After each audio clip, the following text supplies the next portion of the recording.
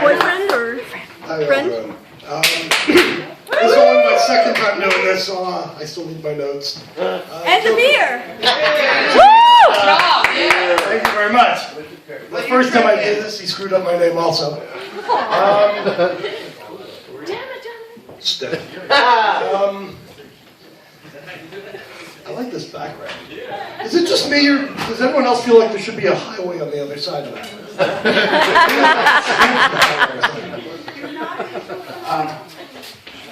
I was out away from here. I was in a town I didn't really know, and I had some time to kill, and I went to the mall. You ever go to a mall that you're not used to? I mean, I don't mean like the little crappy mall down here, but I mean like the mall. There's a mall around here? Yes. But I mean like one of these like 2 or 3 level malls, and you're walking through it, and you're like, wow, holy shit. And you walk into a store, and you're in there for so long that when you come out, you forget which way you were going. Yeah. I think I came that way. There's a gap. No, wait. Was that way? No, wait. Fuck! So, that's my French. So, I'm walking. Obviously, you speak French. So the other day, I'm actually in like the dollar store. And I always love the shit in the dollar store that tries to look like it's like a real brand. But it's like a cheap dollar store brand. Like you get like Frosty Flakes. I'm sorry to steal your Tony the Tiger line, but I love it also. And like you have like Frosty Flakes where they have like Leo the Lions and they're pretty good. And I was walking through and they actually had the dollar store version of Jelly Bellies. I love Jelly Bellies. They're all called pina colada flavor and tangerine and all these funky cool flavors. But this was like the dollar store version. It's the good value Jelly Beans. And I'm looking at the label and it says, made with real fruit, an excellent source of antioxidants. And I'm thinking to myself, yeah, it's health food. Because you know, when I think of healthy, cancer-fighting things, I think of cheap bullshit jelly beans. And I live right down in Berkeley Heights, if anyone knows where like the plaza is, and all that. And one night last summer, I don't know what, I was in the mood for ice cream, so I go over to the Rite Aid and I get like a big, like a quart ice cream, and I'm walking home, and I'm walking by IXL, and I'm looking in there, and I'm sitting there eating the ice cream, and all the people are sitting there on the train, and they're all looking at me like, fuck you!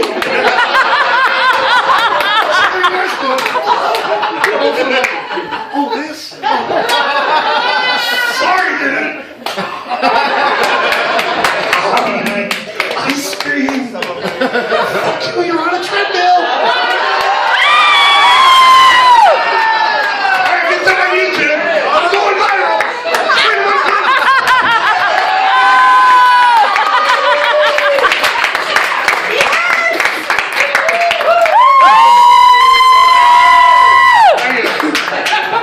Thank you, good night!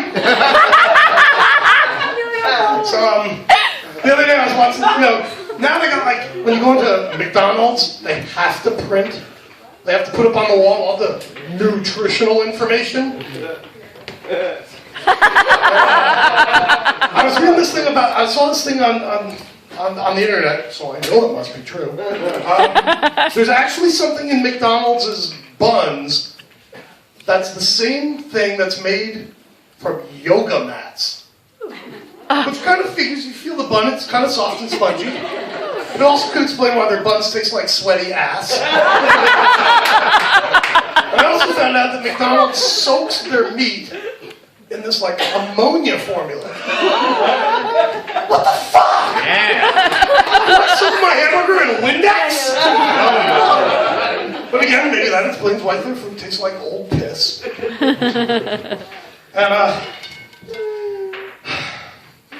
And anybody here have kids? Woo! Kids today are way too fucking smart. Yeah, sorry! We don't come out here to escape our children, I know. My son is like really into like science and the Science Channel and Discovery and all that shit. Oh, I gotta go to my pigeon hose. And, we're all spoiled by technology. How many of you remember this? When you turn on your computer and you have to wait 5 minutes where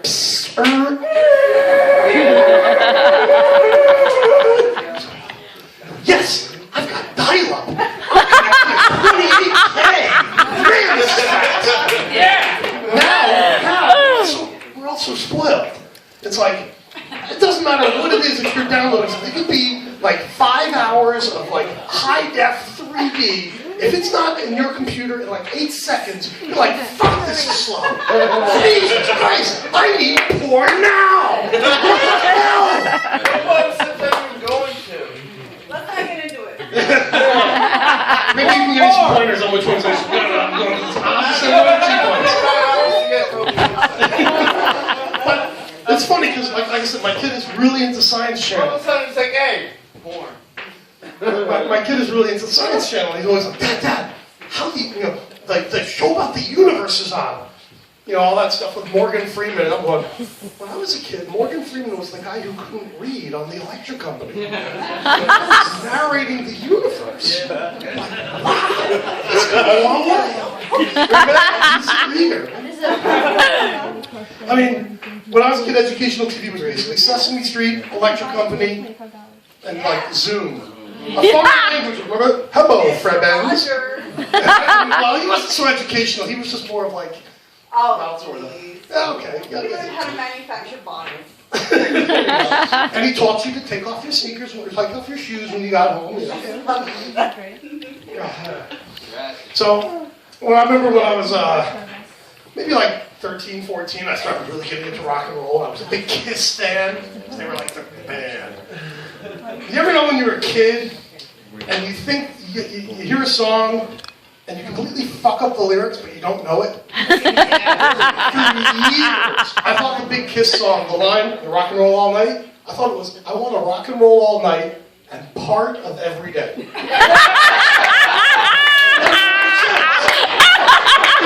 rock and roll all night, you only part of every day. And for like years, I was like, I'm going to rock and roll all night. Part of every day.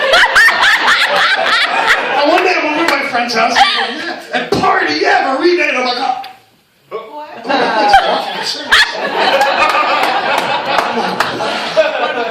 Take that now. Party every day. Like years. You know, the other one was smoke on the water. The fire engine guy. Here! Man, that's a fire engine guy! I'm like, no. Fire in the sky. I'm like, that doesn't make any sense. And after I started smoking pot and doing drugs, I was like, oh, I get it now! I get it!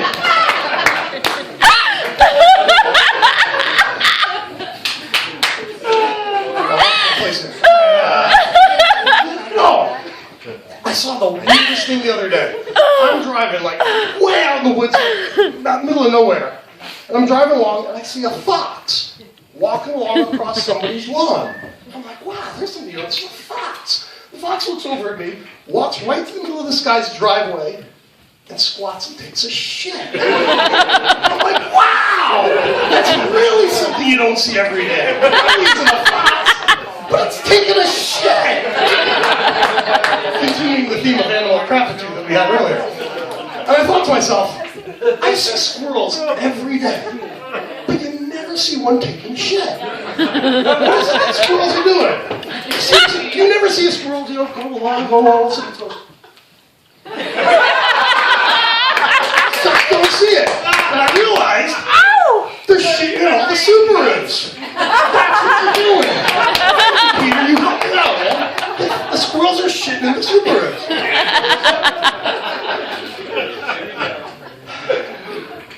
Let's see. You're talking all of a sudden. I was talking to this guy the other day. I'm in line at the supermarket, and of course, there's a woman up in front, talking to the cashier. And I turn to the guy next to me. I'm like, oh, can you believe this? The guy goes, well, it's God's way. And I'm like, okay. I open up a fucking can of worms now. So, how's your personal relationship with our Lord? I'm like, just fine. Notice how, I have nothing against religion. Whatever people's religion is, that's fine. Whatever their relationship with the Almighty, with the universe, I'm cool with that. But did you notice that the more religious somebody tends to be, especially with like the big religions, the more like fearful they are. You know, I'm a God-fearing man. I'm a God-fearing man. Really? You want to worship somebody you're afraid of? Does that make sense? I don't really want to go, God, don't kill me, but I'll worship him. I kind of think of it this way. I want to worship somebody who loves me and who I love. I think like my dog. Your dog worships you. When you come home, your dog's like, oh boy, oh God, oh my God, oh God, thank you, you're fine. And all that dog wants is a belly rub. You rub that dog's belly and he's like, oh, come in head. That's what I think about my guy. When I meet my guy, I'm just going to be like, oh yeah, just give me a belly rub and I'm happy. That's what I do about it. And now you got these just completely fucked up people out in the Middle East who decide that, they're really fucked. They're thinking like religiously fucked up to a whole new level. It's like, okay, if you don't believe not just in our God, but believe in our God the way we believe in our God, we're going to cut your head off. What the fuck? And you remember a while ago the group Boko Haram? Remember they kidnapped all those girls? Because, that shows you're righteous. Let's kidnap a bunch of girls and marry them off to our warlords. But remember that? They're the hashtag, Save Our Girls? Well, they were out in, Nigeria. And it turns out the president of Nigeria, he was in a real tough re-election for his presidency. The president of Nigeria, this is no joke, the president of Nigeria's real name is Good Luck Jonathan. That's his real name. First of all, how can you be taken seriously as a world leader when your name is Good Luck Jonathan? Do you think, when he goes somewhere, Putin is going, oh no, I've got Good Luck Jonathan coming to somewhere. Oh, I better straighten my desk. Good Luck Jonathan. So anyhow, about 2 weeks before this election, Good Luck Jonathan makes this announcement that he has made a deal with Boko Haram for the release of all these women. He has made some kind of deal with them, everything is great. Well, it turns out it wasn't. It was all bullshit. Turns out he'd been in contact with somebody claiming to be from Boko Haram who wasn't. It was a total scam. I'm thinking to myself, if there's anybody who shouldn't fall for an email scam, it's the president of Nigeria, where they invented email scams. Are you kidding me, dude? What do you think happened? Do you think he got an email saying, hello, Mr. President, I am Bad Luck Jimmy. My uncle is the Grand Mufti of Boko Haram, and we are willing to trade these 200 women for $10 million. Just please give me your bank account number so we can deposit a small deposit in there. No, this dude fell for the oldest scam in Nigeria, and he's the president of Nigeria. Here's the most fucked up part. He won re-election! Are you kidding me? That doesn't make any sense. So, I've been married for 11 years. I'm getting divorced. It's almost done. Woo! Praise Jesus. Hear that. Praise Jesus. Hallelujah! Praise Woo! on your knees. Do you know why divorce is so expensive? Because it's worth every penny. You know why a bad marriage is like a tornado? Because in the beginning there's a lot of sucking and blowing, and by the end somebody loses their house.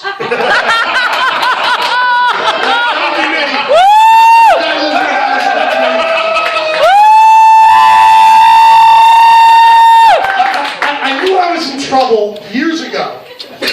My wife and I were watching Dr. Phil. That should have been a clue right there. And Dr. Phil, of course, is going on. I'm going to tell you how you've ruined your life.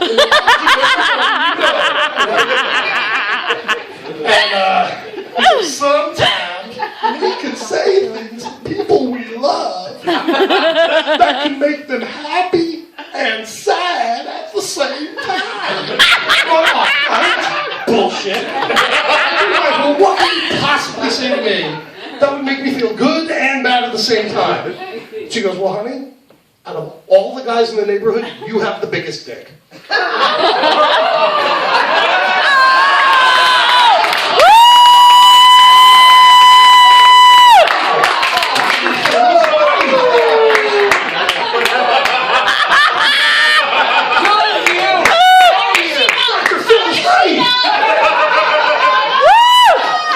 If she knows what to do with it. There you go.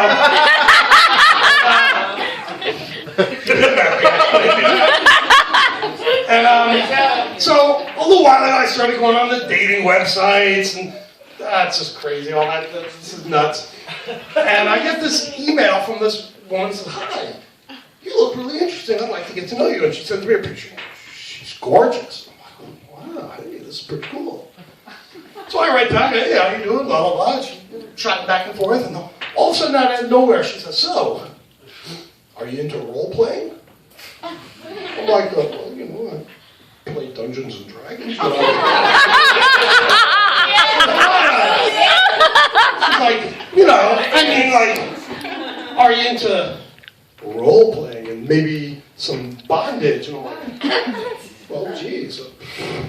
Sure! I looked at a picture and she's gorgeous. She goes, okay, here's what I want you to do. I want you to be my slave. And you have to make me happy. And you have to do everything I say. And then maybe at the end of it, I'll have sex with you. This is why I'm getting divorced.